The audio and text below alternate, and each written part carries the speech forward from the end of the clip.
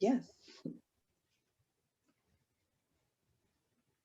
Good afternoon. Thank you so much for joining the Transforming Urban podcast, the podcast that talks to the retailers, developers, policymakers, and politicians that transform Chicago's urban corridors. We focus specifically on those contributors who are of African descent, and we really attempt to look back and see how that informs our future, informs how we should be telling all of our young people to move towards the future of urban development. Today, we have a phenomenal master architect, Miss Ramona Westbrook from Brook Architecture. Welcome to the podcast, Ramona. How are you? I'm good, Lauren. Thanks so much for having me. I sure do appreciate you and all of your energy and what you bring to this profession and just the urban environment and the form of real estate and just in so many ways, even your history, your work with the archives and the Well, thank you so much. Yeah, I am driven by history. I'm a student of history, and I think in almost, I wish I could, sort of touch every subject because every subject should be touched. But as it pertains to the history of real estate in Chicago, I can add some value to that conversation a little bit, I could do that if I'm able. So I want to do that. And I always like to sort of start with your origin story, a little bit about your history. What I know about you, Ramona, is that you went to the best high school in the history of the world, which is Lindblom Technical High School on Chicago's South Side, Inglewood.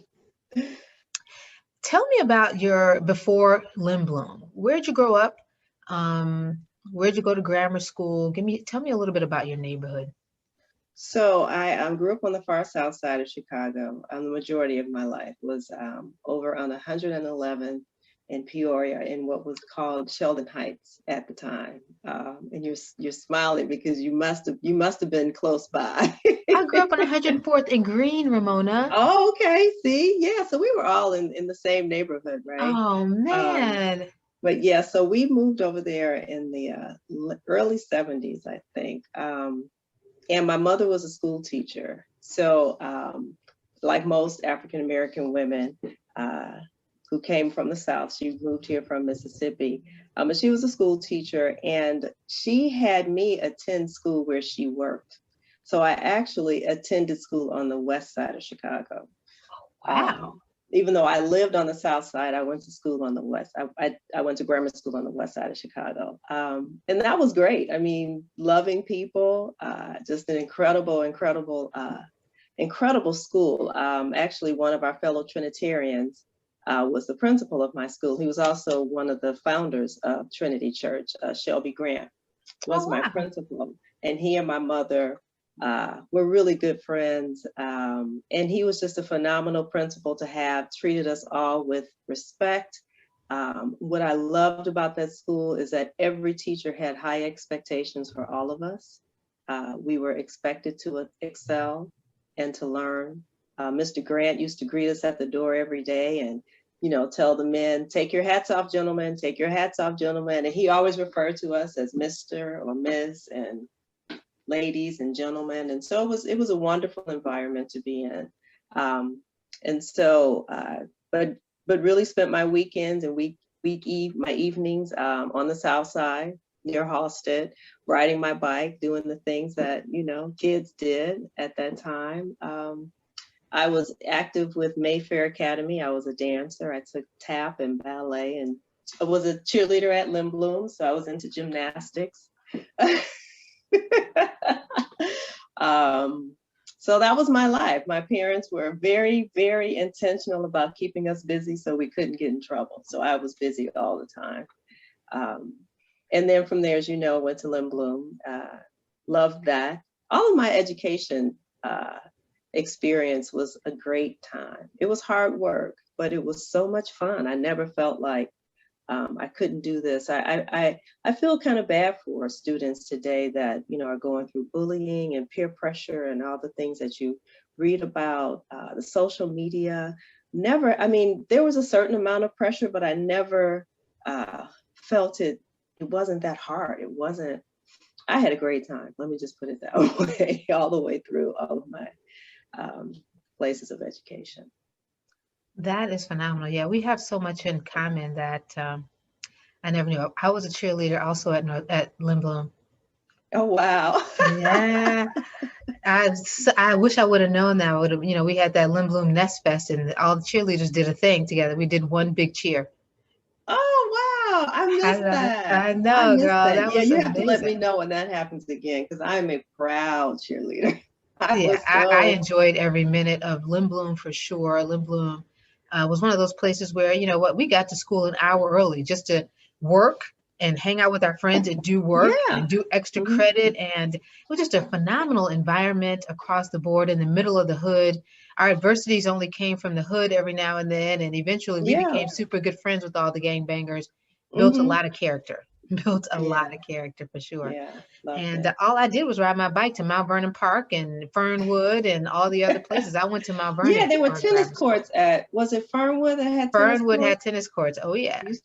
We used to ride our bikes there and play tennis. And actually, Palmer Park had a wall. We used to hit the ball off the wall at Palmer Park. I was on the tumbling team at Palmer Park for a Oh little wow. while. What we used to love to do was ride our bikes to Beverly and hit the hills. And Ah. that was always fun. And I can't imagine I ride my bike now, but then it was like 4 or 5 of us, and it was just, we were super young. I can't imagine being that young and doing that again, but it was a great time. We just had so much fun growing up. We really did. I could go on and on with that. I mean, again, I lived for my bike. We were all over the city on that bike, and Mhm. parents had no worries really. They were like, Right. you're outside somewhere. They didn't know where outside we were, but we were outside, right? Right. Just doing You our just had to thing. be home before the street lights came on. Exactly. And sometimes we barely made it, but we got there. We got there. So Chicago is a great environment, certainly in that day. CPS has been very, very good to us. Mm. Really created a lot of fantastic scholars, taught me how to write, Hmm. taught me, sort of my ability to become a Chicagoan. I had Mm. classes at UIC, which was great. Spent a lot of time at IIT, which encouraged engineers back in the day. But Lindblom Technical High School had a drafting program. It was a technical high school. We all had to take drafting. I still Yeah. have my drafting materials that I found recently and very proud of that. I still Yeah. use some of those skills. So how was Lindblom the catalyst to your interest in architecture? Oh, absolutely. Absolutely.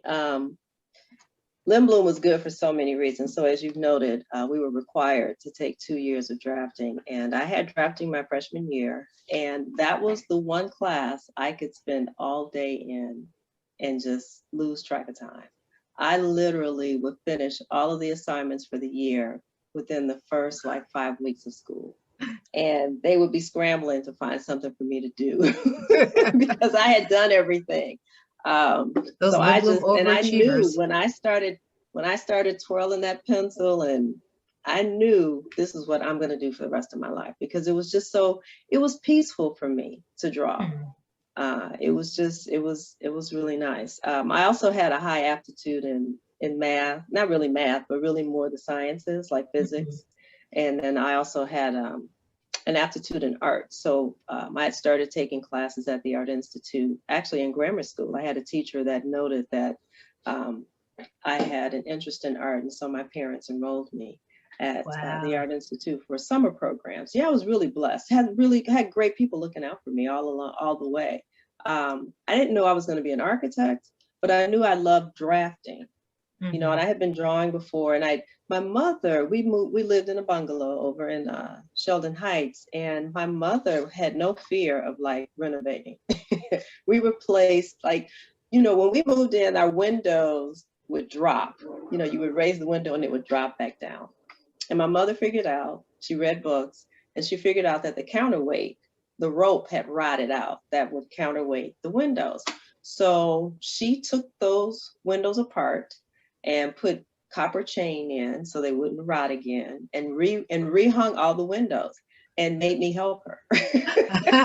Of course. So I learned how, things came together. We repaired the roof, we replaced the windows, we hung wallpaper, we laid flooring, we did all these things. And I was in, grammar school.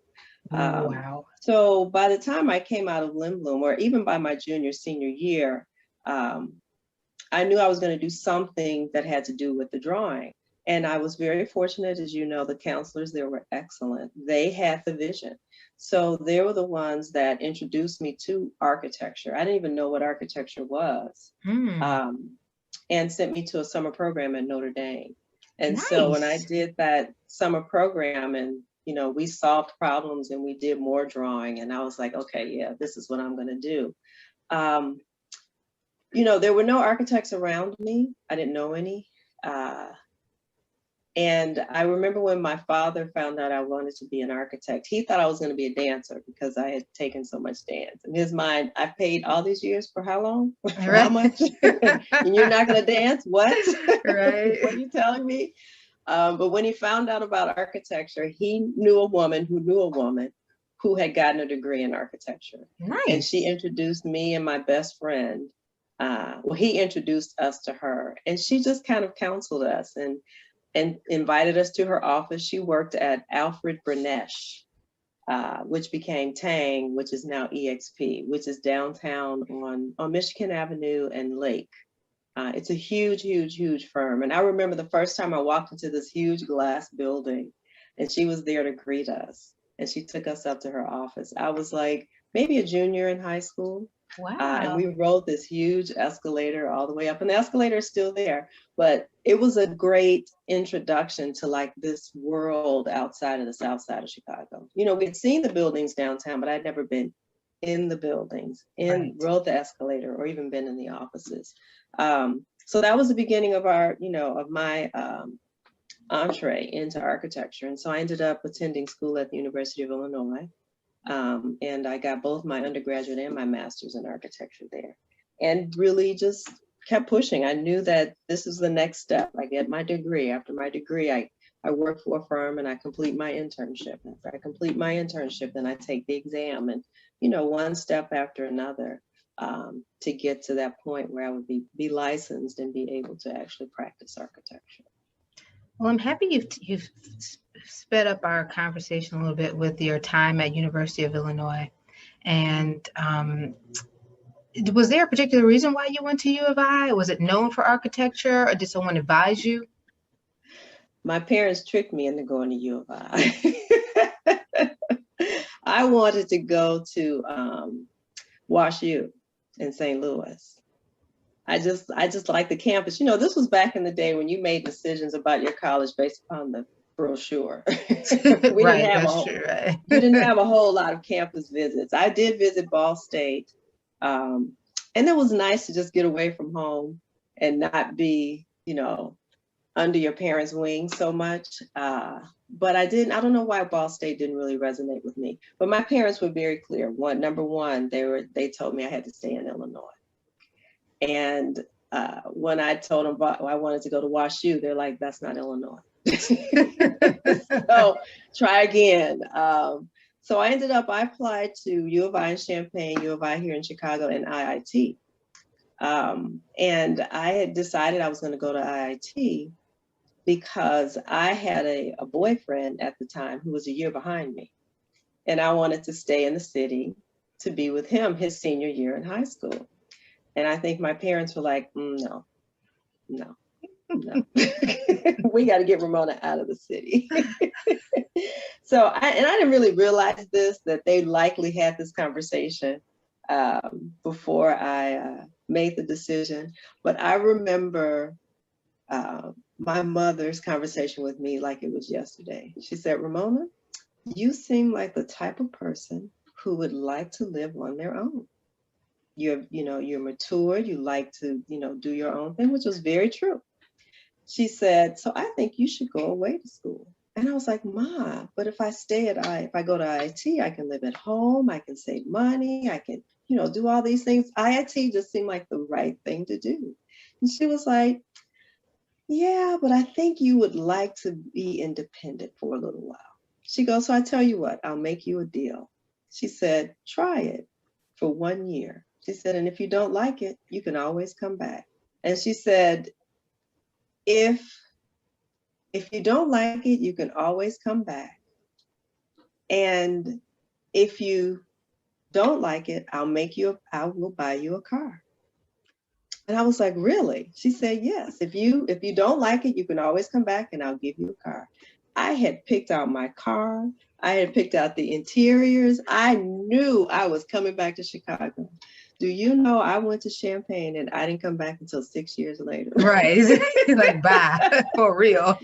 She knew that the minute I got out there on my own, I was not coming back home. Exactly. So that's how I ended up at U of I. And, I needed to go to an accredited university. I had to go somewhere where they had an accredited program. In order for me to take the exam and become licensed, I had to have an accredited degree. So that was one of the other criteria for having me at U of I. And it was a good school. I had a great time. Like I said, all of my educational experiences have been great. That's fantastic. So U of I, and then you interned and you worked for a firm. What firm did you work for? So I worked for a couple of firms. I left, actually, when I graduated with my master's, I moved to Washington, D.C. And I ended up staying there for maybe 3 years. So I worked for two firms there, Dupuy and Associates and Greenwell Getz, both of which were interior architecture firms, which meant they focused on corporate office interiors. So that's where my strength is. That's where my first entree into design and architecture was in corporate office interiors. So I stayed there for 3 years, and then I moved back to Chicago.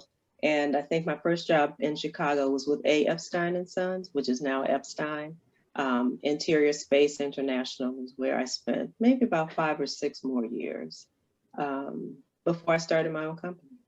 So I worked for 3 firms before I started Brook. And so what makes you decide to start your own company? I think back in that day, tell me who the Black firms were. Who were the Black architectural firms that, were somewhat known?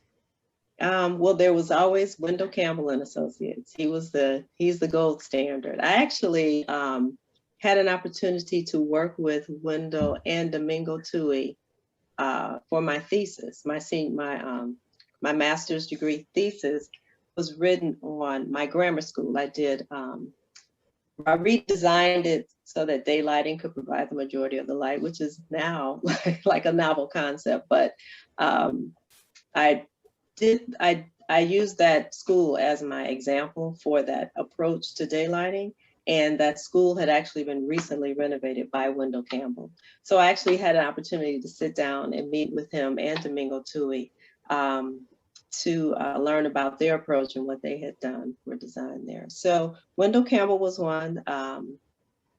When I started my firm, Johnson and Lee was operating. I worked with Phil Johnson and Chris Lee early on in my career, or in the career of Brook Architecture. Charles Smith, so Smith and Smith was another firm. Andrew Hurd was another architect, Black architect that was out there. I think I'd met him I met him a few times. He was actually just beginning to close his firm right when I was starting my company. Those are the only ones I can think of, yeah. And Henry Brody, I remember Henry Brody. Did he work for a firm? Do you remember Mr. Brody? I do remember the name Brody. I can't remember if it was Henry Brody or Ray Brody, or there was a Brody. Henry Brody. You're right, Henry Brody, yeah. Okay, yeah, I didn't meet him. I never had an opportunity to work with him.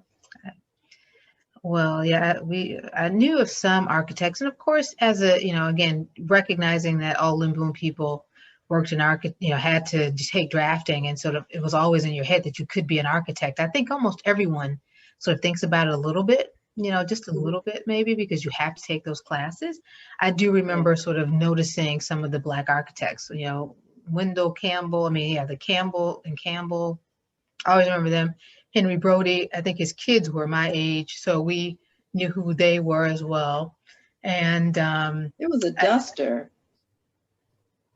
I'm just thinking about Black architects. I can't remember his last name, but his daughter Carla was a cheerleader with us.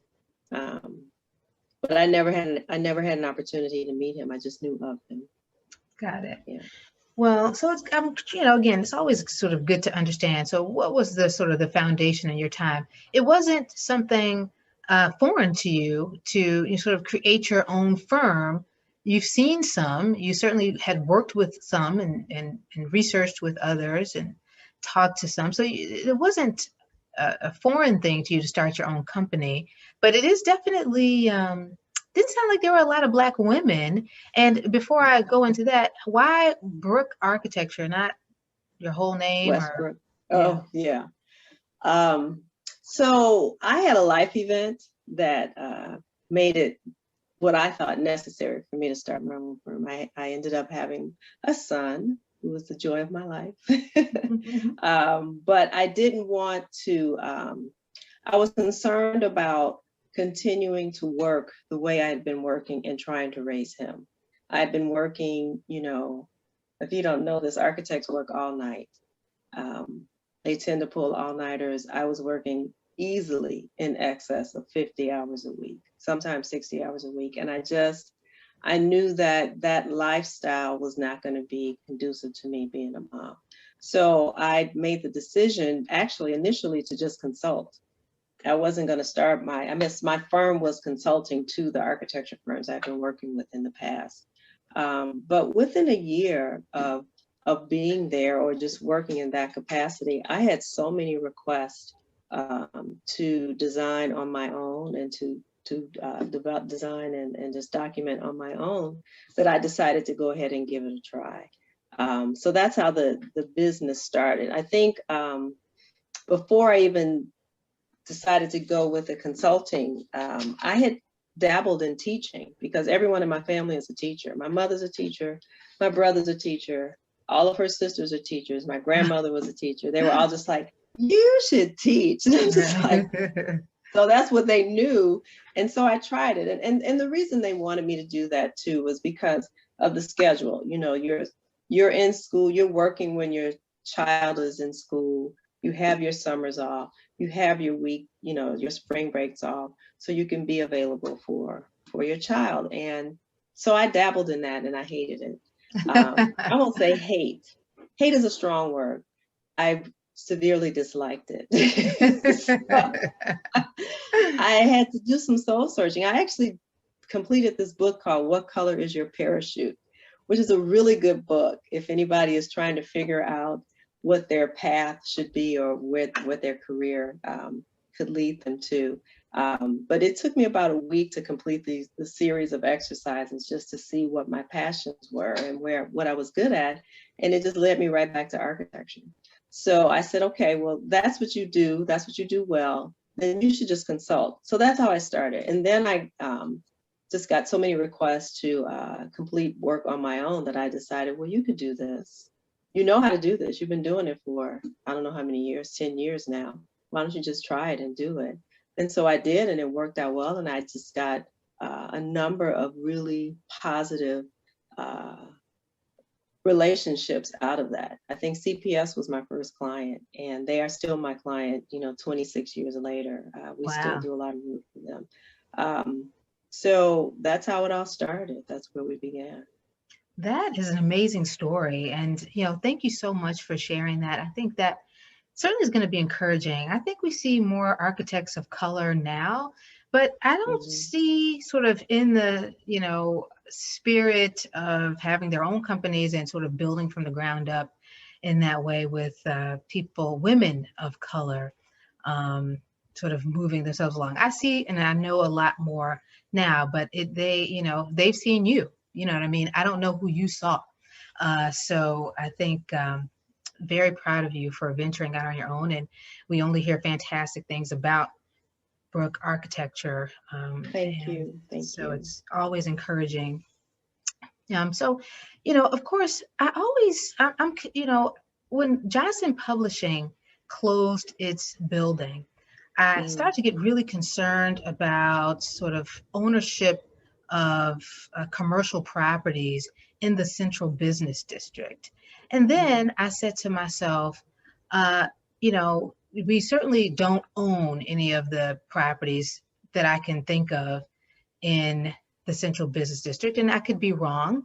I believe that there might be one or two, Black developers and investors that might own one or two. When I think about LZ, I think he has a couple of buildings.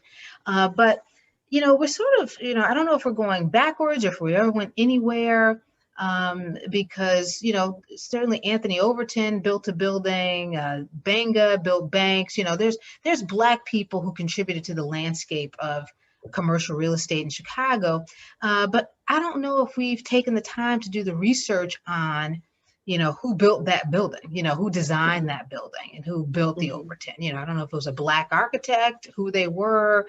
There's probably a great book somewhere that someone should write, sort of uncovering some of that. I know Lee Bay does a lot of great things, but no one's talked to me about. We should ask Lee to do it. Yeah, somebody should write that book. Find out, do the investigation on the Black commercial properties built by people of African descent in this country and how they, really helped build the landscape. Of course, I know who built. I mean, again, one of my first guests on Transforming Urban was Allison Davis, who contributed to the building at both 1212 Michigan and 1160 South Michigan. So, that's a great gateway of two buildings built by a person of African descent, and that's great. But what do you remember about sort of commercial architecture? I think you mentioned to me that maybe Malcolm X College had a Black architect, and maybe there were some others. What do you remember about some of the architects who built buildings, had their own sort of design on some of the buildings in Chicago? So I know that Andrew Hurd did Chicago State University's library. And I think he did either Corliss or Julian High School.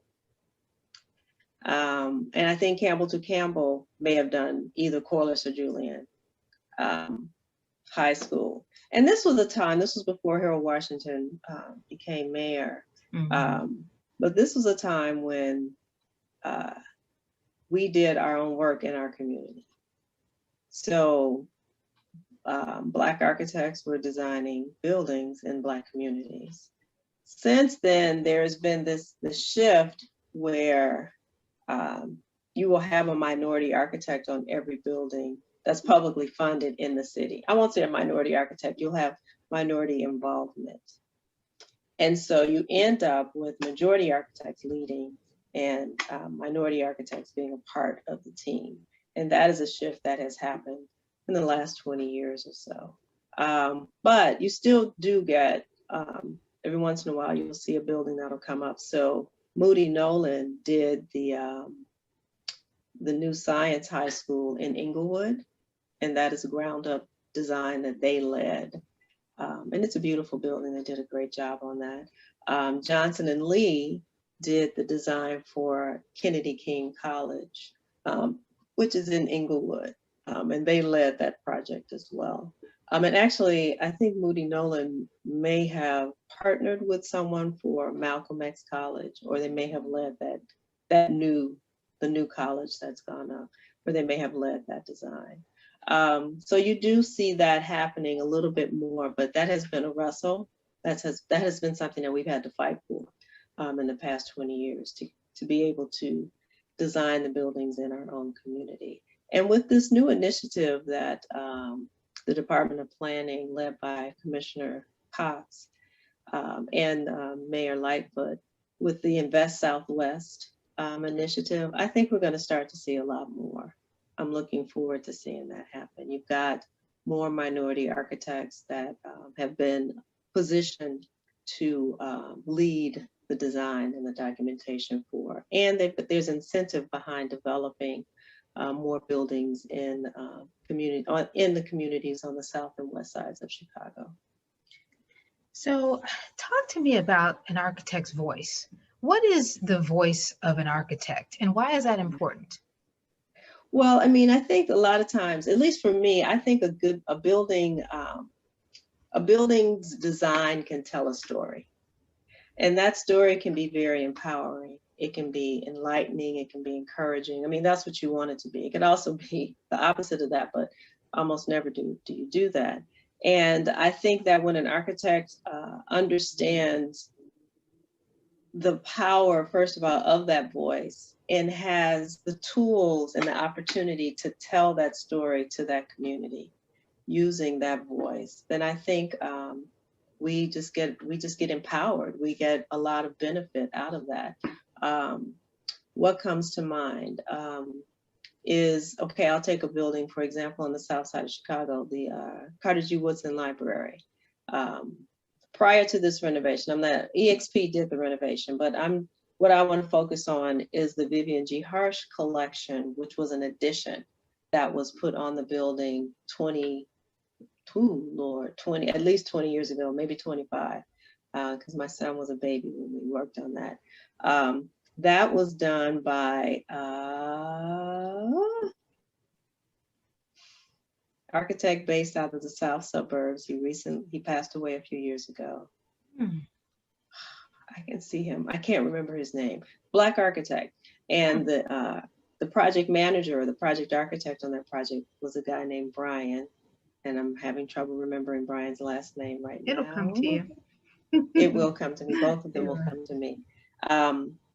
But he designed the building with the intent of promoting the message of the Harsh collection. And he could do that, I think, in a manner that resonated with the voice of the community because he came from the community. He knew our voice. And so there are elements on the building that really tell the story, like even the supply and return air grills that are on the face of the building that you probably don't notice. He's laid them out in such a way that they represent books, which is what's in the collection.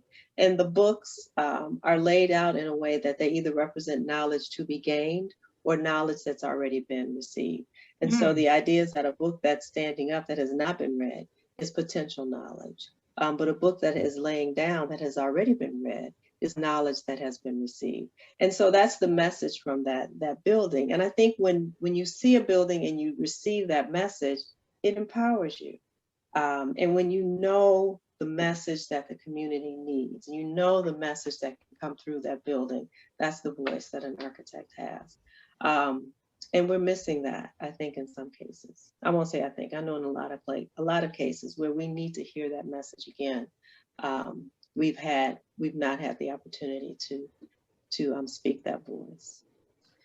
Very interesting. And so when I think about sort of the partnerships that I've been a part of when I'm working with teams, we're looking at a lot of the majority firms are really taking the lead. I can look just very specifically at maybe the responses to the Roosevelt and Costner RFP, to be specific. When we look at the teams who responded to that, and they give you the architecture group, it is always the majority, or I should say the European-led team, the European-led architect with, this seems like this Black or Latino architect that's sort of partnering with them because they need a partner of African descent, but they're not leading the team in that way. When do you think we're going to be able to just lead the team? Do we have the resources collectively to do that? Right now, we're ready. We've always been ready. We've never not been ready. I think that, again, there was a shift 20 years ago where Black architects designed in Black communities.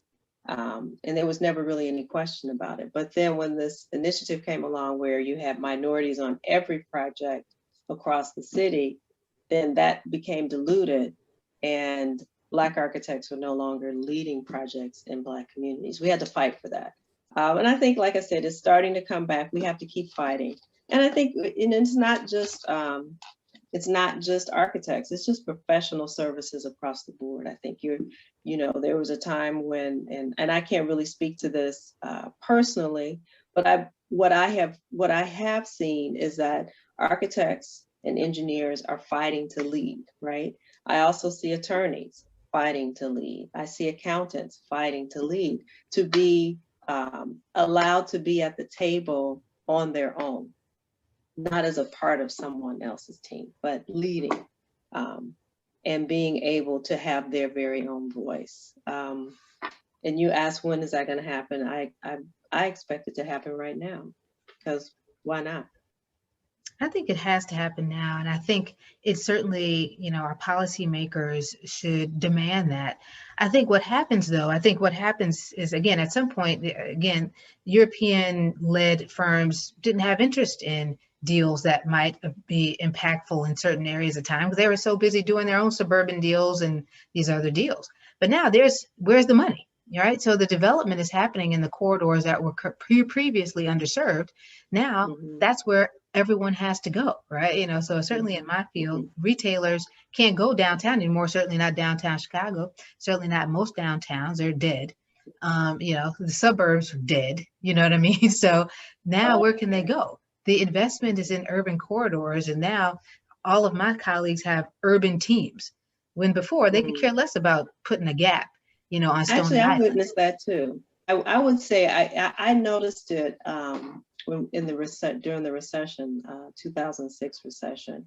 All of a sudden, you had these large firms were doing affordable housing, and I'm like, where did you guys come from? And they were like, yeah, we're really into this. This is so important to do. I'm like, well, since when? And now they're there. And then what hurt my feelings, and my feelings were hurt, was that those clients that we had been working with, 10 years prior, where the larger firms were not paying any attention to them. When the firms did start to pay attention to them, they were so excited, and they just kind of kicked us to the curb, like, well, Skidmore is here now. And it's like, well, we've been here since forever. Right. And that's not that they owe us anything. They have to have an allegiance to us. But when that happened, that was a wake-up call for me, like, okay, Ramona, you got to figure out a new market or a new way to do this, because I can't be a Skidmore, not ever. So you just have to find another. Right. I mean, it's like it's a continuous fight when, again, and now we're fighting, to build in our own communities, to be the lead in our own communities. And that's across the board. So that's in my industry as well. And so when I think about, my dream back in the day, when I learned what commercial retail was, I realized very early on that I'd like to be a part of a team that built Oak Brook, that built Evergreen Plaza, that built 87th and the Dan Ryan Expressway, which was not built by people of African descent, benefiting from people of African descent.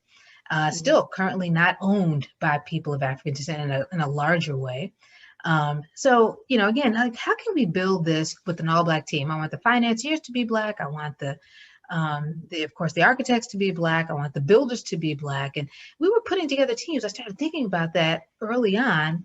Had a good friend who was the lead guy, of course, I guess with Walsh or one of the other ones, on the retail building that was built on Michigan and Chicago on the southwest corner. Uh-oh. I think we lost you.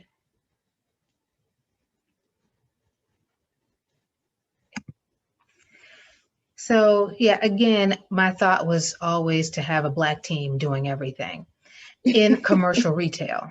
So all Black all the time, right? So, talk to me about sort of, we've mentioned a lot of municipal deals. I believe Johnson Lee designed or helped design the Mariano's, which is a retail deal. Right. Have you done a lot of standard retail, and what's coming up? What's the sort of some of the projects coming up that might be more a commercial retail sort of use, traditional use? Oh, wow. So we're part of the cadre of architects that were recommended by the city for the Invest Southwest projects. I don't know, you froze on me. Can you hear me? I can hear you. Okay, great. So there are those. Those do have municipal funds, but they do require that a private developer become a part that lead the team. So we're excited about those projects that are going to be coming up over the course of the next 3 years. We're also part of a team for a competition that's taking place in the Loop, the C40 site at the corner of Van Buren and State. And that's going to be mixed use building, high rise. We're partnering with Perkins and Will on that project. But excited about the opportunity. That's a pretty large project. We've partnered with another firm for Northwestern Medical Center, MOB, that's coming to Bronzeville. So that's private dollars. An entree into a new field for us. We've not done any kind of medical office building. We did do Cook County Health and Hospital System, but we did the office interiors, the administrative space for that building. But in this case, we'll be doing the medical work, the medical design. So I'm looking forward to that. And then just really, you know, there's a lot of excitement around the neighborhoods now. So anything that, you know, we need everything. We need restaurants, we need housing, we need entertainment facilities, we need everything. So I'm excited about being a part of teams that are strengthening our neighborhoods. I mean, I guess I could work in the suburbs, and I guess I could leave the city and do work outside of that and, you know, work downtown, but my heart is, you know, in the hood. So, you know, being a part of that transformation and talking to the people who visit. So I'll give you an example. We were part of the 75th Street Boardwalk that took place this summer.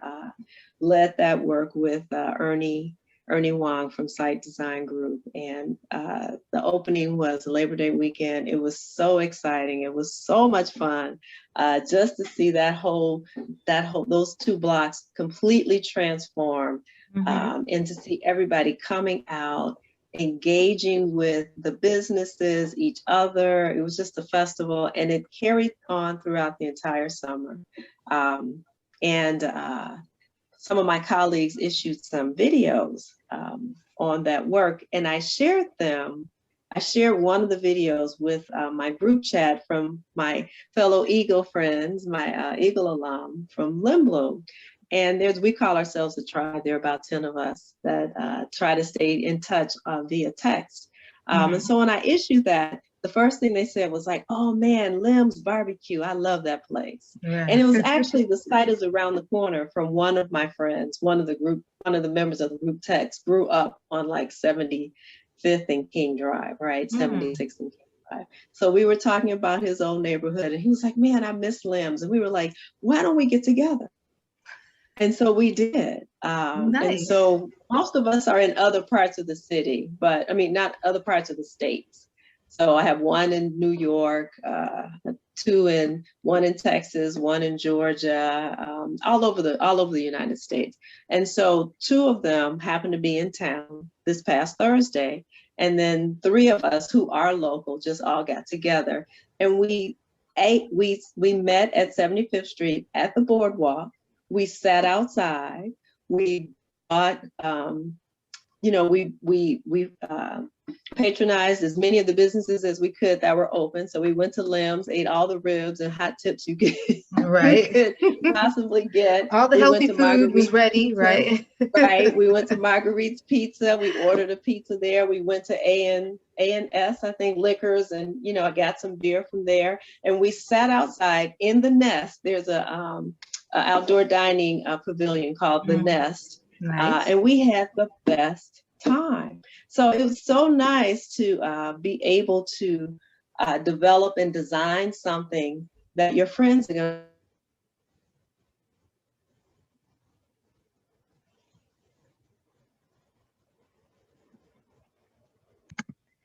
So yeah, what a great thing to see your design come to life and how important it is to the community that you've created this, so yeah. That's just wonderful. And I get immediate feedback, like even if it's bad, like that sucks, Ramona. Why did you do that? And I have to educate people. And that's good. Again, it's like, you know what, you want to hear it either way, you know what I mean? So it's like, let's just talk about it. So I think that's really fantastic. Well, Ramona, I'm not going to keep you too much longer, but, thank you so much for, sort of your impact on the Chicago landscape. And I look forward to more commercial development in and around Chicago impacting both the central business district, hopefully with C40. I was on one of the teams too that we ended up not being able to move forward. We were supposed to be on that last group of people. I'll talk to you about that later. And, I know who your competition is, but I'm happy about that. I look forward to Northwestern's Medical Center on Cottage Grove in Bronzeville in Chicago. That's going to be really impactful to that landscape. Hopefully for the next 100 years, maybe the next 200 years, your design is going to be there and people will know that you worked on that. Yes, and we want to tell the story. We really want to promote the Bronzeville legacy. We want to make sure that we celebrate the history, but we also have forward-thinking, forward-leaning kind of design that moves us to the next 100 years. So I'm excited about that. That probably wouldn't happen without you. I don't think people would even think that way. And that's when you say when the voice of the architect is so important as it impacts the community. If you think about what the community will be, so and what their needs are. So I'm so happy you're on all of those teams. And well, thank you. Thank you. It's just really powerful. So anything else, when you think about sort of the future for Brook architecture, tell me, and sort of my last question, about sort of where you see the future. How much longer do you think you're going to be doing this? Are you mentoring others? Do you see it growing? I am. So you had asked me about the name Brook, and I'm sorry I didn't respond to that, but I didn't want the company to be all about me. I wanted the company to be about a concept. And there is a poem by Langston Hughes called "A Negro Speaks of Rivers." And in that poem, the reader is just affirming their culture, their history, their roots via the rivers that they are acquainted with. And so they start off talking about, I think, the Euphrates, Euphrates River, and just how their bosom has grown deep because of the clay or the shores that they've stood on at the Euphrates River. And then they go on to talk about the River Niger. These are both in Africa, and just how their story has been developed because of their life or their experiences on this river. And then they end up with the Mississippi River. And for me, it was important to reflect upon my history, who I am, why I am, who I am. And so who I am, and basically why I am who I am, right? So it was important to me to kind of pull the abstract of that out in the name of my business, because that is what I wanted to build upon. And that is what I want my employees to bring to the table, their experiences, so we can build upon that. So the business is not just about me. It's about our collective experiences and bringing that to the table and making that a part of the designs and infusing that into the designs that we create. So that was why I went with Brook architecture as opposed to Westbrook architecture. So what I'm excited about, and I apologize, I neglected to mention another project that I'm looking forward to seeing come to fruition, and I think is going to have a pretty major impact on our community, and that's One Central, which is a TOD development that's going to be based in the South Loop of Chicago, but it connects to all of these other transportation hubs that go through our neighborhoods with intention of really building economic kind of independence, economic independence in our community. So that's a long project out, but they're going to start on it, from what I understand, very soon, and I'm expecting that that's going to have a very positive impact on our community as well. But I'm excited about those kinds of projects actually that are intentional about building a base. And I'm also excited about the dialogue that's taken place in development in our communities. I think for a very long time, we always felt like that was for somebody else to do. And that's not the case. We have to own it. We have to be not just at the table, we have to build the table. We have to do it. And I see that more. I see that happening more now than I think I ever have in the past. And I'm excited about I'm excited about where that's going. And I'm excited about the number of African American architects that are taking the bull by the horns and practicing architecture. I've never been around so many, and I'm just excited about just the, the way they even talk about each other. It's like I was in a silo, like there were like two of us. Right. That was all we could bounce off of one another. But they have an audience, and they're doing it, and I'm excited about that. So looking forward to the future. I feel like we're in good hands. Well, if we're in your hands, we are in good hands. So thank you so much, Ramona. And again, so proud of your work. And I look forward to future work. I look forward to 50 more years of work from you and your firm, where I'll be alive, hopefully at 100 and something. And, I want to see the young Brook architecture, students and apprentices, etc., moving the ball forward. So yes, I'm looking forward to that too. I cannot wait. Thank you so much, Ramona. Have a great rest of the day. And we will talk very soon, and look forward to more. Please keep us posted on what's going on, and we'll share it with everyone.